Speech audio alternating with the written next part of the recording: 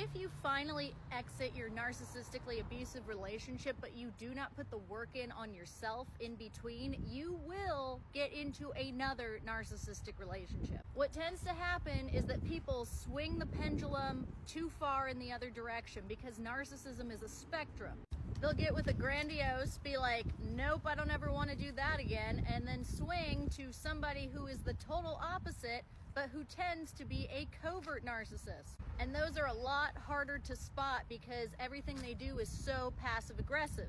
Only when you actually take time to put the work in on yourself will you be able to set the proper boundaries that you need in the beginning of dating so that you never get into one of these abusive relationships again. Remember that boundaries are like kryptonite to the narcissist. They fall apart if you keep them and enforce them.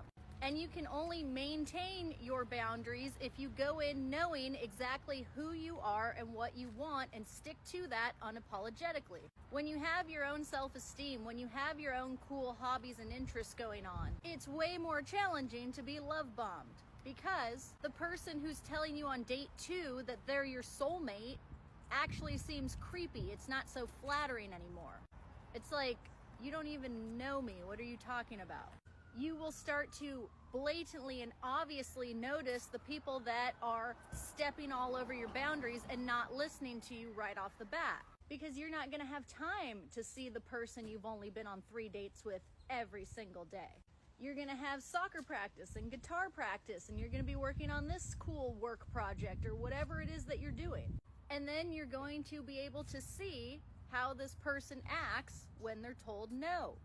No, I can't hang out with you on Wednesday. I loved seeing you on Tuesday. Maybe we can do something Saturday. Narcissists hate that word no, and they will try to convince you why your boundary is not valid. They will walk all over it and they will guilt trip you instantly.